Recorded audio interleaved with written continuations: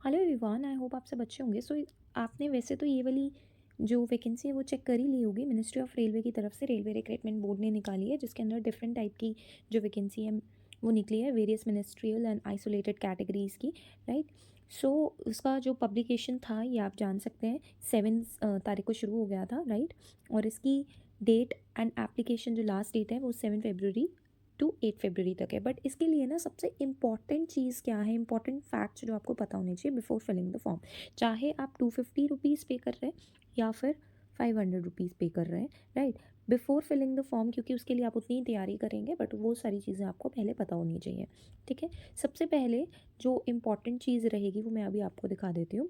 Just give me a minute. ठीक है। Vacancies जितनी भी इन्होंने निकाली है वो उन वैकेंसी के अंदर आपको ये चीज़ ध्यान रखनी है कि आपकी पोस्ट कितनी है। ठीक है। तो आपकी जितनी पोस्ट है और साथ में यहाँ पे कुछ मिनिमम और मैक्सिमम एज लिमिट भी दी गई है, तो ये भी आप चेक कर लीजिएगा। राइट।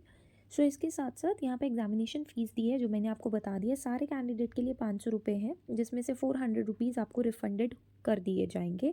और यहाँ पे female transgender ex serviceman PWD के लिए 250 रुपीज़ है, जो कि आपको रिफंड कर दिए जाएंगे। ठीक है। Refunded in due course duly deducting bank charges as applicable on first stage of CBT।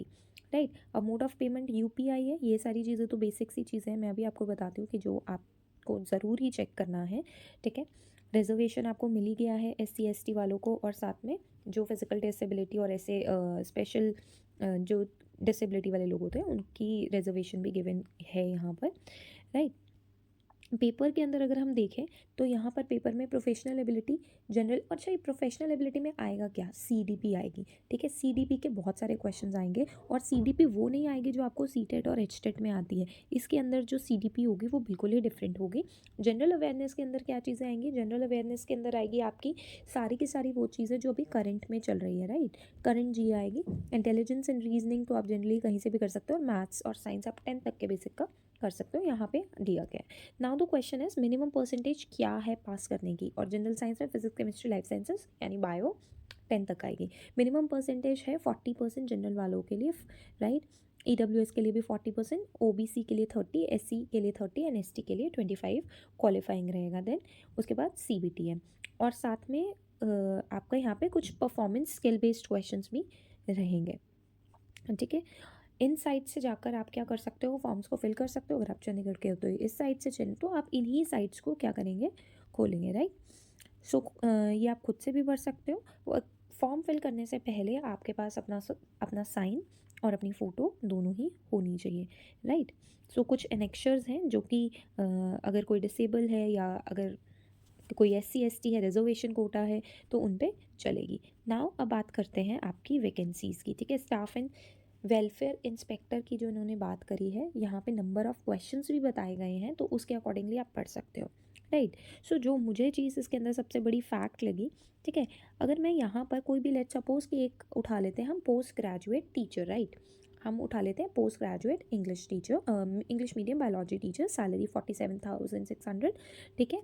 अब अगर मैं ये देखूँ कि ये 47,600 सैलरी पे कितनी टीचर्स को PGT बायोलॉजी के लिए वैकेंसी दे रहे हैं, तो ये भी यहाँ पे इन्होंने मेंशन किया गया है कि कितने लोगों को ये यहाँ पे एम्प्लॉयमेंट दे रहे हैं।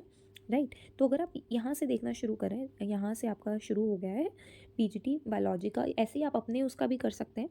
सो लेट्स सपोज कि PGT बायोलॉजी यहाँ पर है आपका इंग्लिश मीडियम, आप देख सकते हैं। राइट। 7th नंबर पे। और अगर आप जनरल है तो आप यहाँ पे कितनी वैकेंसी है, इस कोटे में तो कोई वैकेंसी ही नहीं है।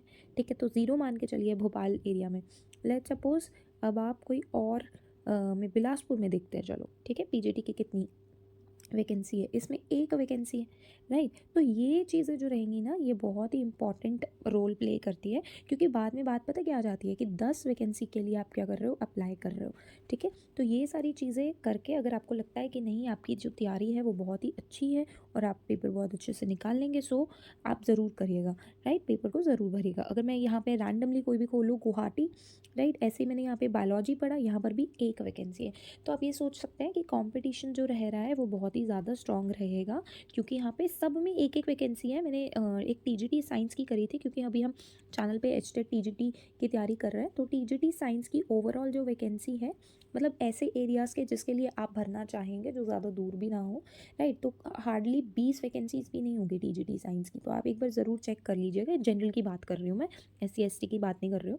हार्डली 20 भी नहीं होंगी, राइट। तो अगर आपको फिर भी लग रहा है कि नहीं, हाँ, this is a good chance और ये भरना चाहिए, तो you can go ahead. Otherwise आप सीबीएसई का जो रिक्रूटमेंट आया है वो ज़्यादा बढ़िया है, ठीक है। और वो आप जाके चेकआउट कर सकते हैं, चैनल पे उसकी वैकेंसी के बारे में दिया गया है। तो जब भी कोई भी वैकेंसी आती है इस तरीके से अपने जनरल के लिए, या अगर आप एससी हैं, एसटी हैं, ओबीसी है, तो इनको ज़रूर ध्यान में रख के फॉर्म फिल करिएगा, ठीक है। आई होप आपको ये वीडियो प्रोडक्टिव लगी और वीडियो अच्छी लगी तो like share and subscribe. Thank you so much for watching.